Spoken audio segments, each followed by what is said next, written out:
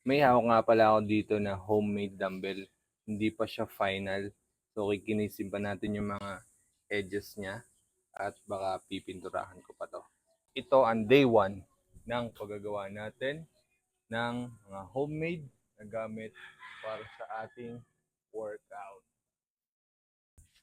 Itong cardboard na to nga pala ang isa sa mga gagamitin ko para mabuo yung aking dumbbell. So ipapakita ko sa inyo. May nakita ko dito na tira-tirang semento. So gagamitin din natin to. Siyempre, kailangan natin ng buhangin at meron din dito. Kaya mga tira-tira yan. Para matibay yung gagawin nating dumbbell. Yan o. Buhangin. So, ang unang gagawin ko ngayon ay gagawan ko ng layout itong cardboard na to para sa magiging hulmahan ng ating dumbbell. So, tara, let's go.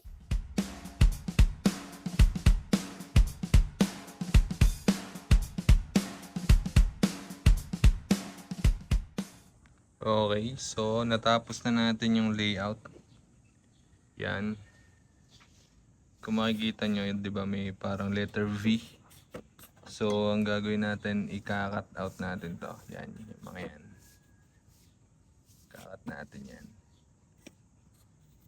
Para mabuo yung parang design ng dumbbell. Yan, kita nyo. Ika-cut ko na itong mga to. Gamit ng gunting.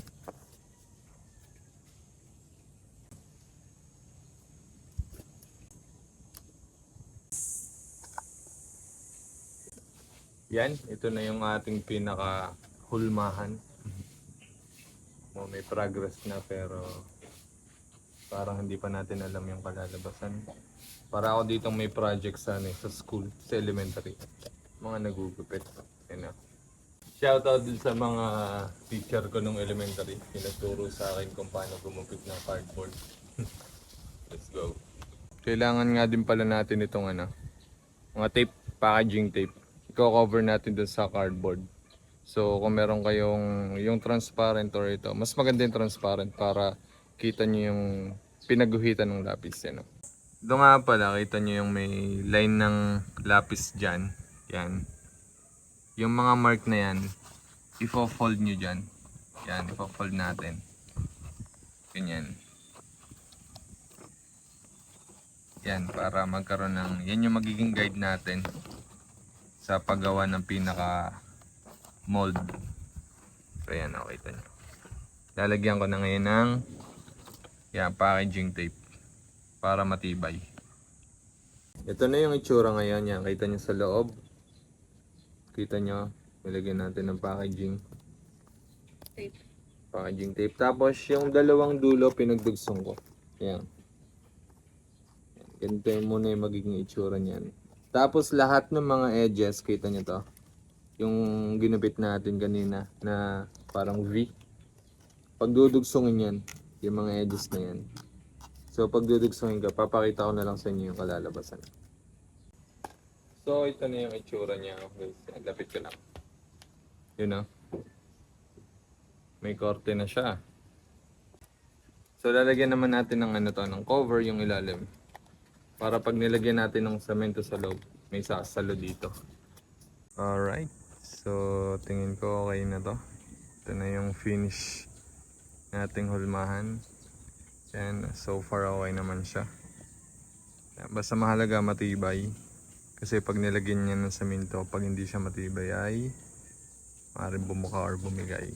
So ready na natin yung semento. So ito yung nakita kong pwede gamitin handle. Yun, handle ng ating dumbbell na gagawin. So PPR to na 3/4 yata ang suot ito. Okay naman siya, matigas. Tapos since butas yung or hindi siya solid, yung kita nyo hindi siya solid, lalagyan natin ng, bubuhusan din natin or lalagyan din natin ng semento yung loob niya pampatibay para hindi siya nabebend. Although na siya, matibay na siya. So support lang yung semento lalagyan natin doon. Ang gagawin ko muna dito, lalagyan ko ng butas. Dito yung tagos, yung butas. Ilalagyan natin ng ng ang nakita ko dito yung mga gamit na pako or pwede bakal kung may bakal kayo. Tapos ang gagawin lang, lalagyan ng butas dito. Siguro dalawa. Pampatibay ito para hindi, para kumbaga, support kapag nilagyan na natin ng semento. Gagamitan ko ng drill or barena para mabutasan yan.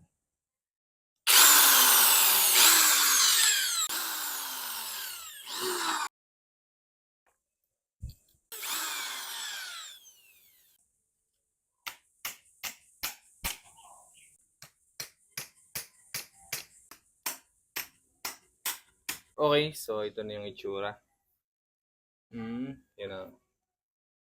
So ready na yung handle natin. Re-ready ko na yung semento. Let's go. Alright, ipe-prepare na natin ngayon yung ating semento. So yung gagawin kong ratio dito sa semento at saka sa buhangin ay 1:1 para talagang matibay yung gagawin kong dumbbell. Ito yung gagamitin ko tabo ng pagsaspot para pantay na pantay yung ratio ng semento at ng buhangin.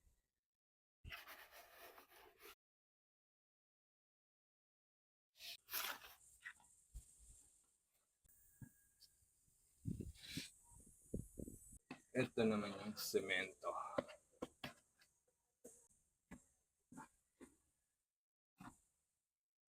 Ilagyan natin ng tubig. Haluin na natin ngayon. Halo-halo semento. Alright. Tingin ko okay na to.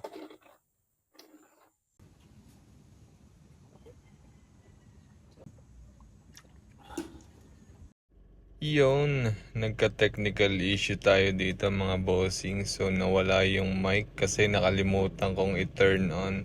Anyways, ang pinapakita ko ngayon dito ay graba. So namulot ako ng graba dito sa paligid. Ihahalo natin yung mga graba na to para mas matibay ang mixture ng ating semento. So dito naman naka-prepare na yung ating semento, naka-prepare na rin yung paghuhulmahan ng dumbbell. So ilalagay na natin dyan yung semento sa loob nung ginawa natin kaninang hulmahan ng dumbbell. So ang ginawa ko dito ay kada buhos ng konting semento dun sa hulmahan ay lalagyan ko naman ng graba. So every layer ay lalagyan natin ng graba. Pwede na din naman nating ihalo ng rekta yung graba dun sa semento pero mas prefer ko yung ganito na lalagyan ng kaunting semento and then paglalagay ng semento ilalagyan naman ng graba. Kapag napuno na ng semento yung loob ng ating hulmahan ay pwede na nating ilagay yung pinaka-handle ng ating dumbbell. Dinadagdagan ko ulit ng graba yung paligid ng handle para talagang matibay. Alright. Yan, napuno na natin ng semento. So, ang gagawin natin ay i-wait na lang yung tumigas para malagyan naman natin yung part na to. So, tapos na yung day 1 natin ng paggagawa ng DIY ng mga gamit sa pag-workout. So, abangan nyo yung sa mga susunod na araw hanggang sa matapos natin yung ating kalokohang ito. Siguro maraming magtatanong no, bakit ginagawa pa to. Pwede naman bilhin na lang yung dumbbell or mag-access na lang sa gym. Pero naisip ko, pag pumunta ka pa ng gym or pag pumunta pa ako ng gym, mag-spend ako ng 2 to 3 hours dun. So, kung dito ako sa bahay nag-workout, nandito pa ako makikita ko pa yung malapit pa ako sa pamilya ko, di ba? Tapos, yung mga resources, kita ko naman pwedeng gamitin yung mga nandito sa nanghihinayang ako kaya yun na lang ginamit ko. Nakatipid na. Tapos, nagamit ko pa yung mga resources na nandito sa bahay. Hindi masasayang yung mga semento, hindi pagtagal kasi titigas na yun. So, alright. So, abangan nyo ako sa mga susunod pang serye ng paggagawa ng mga gamit sa pag-workout.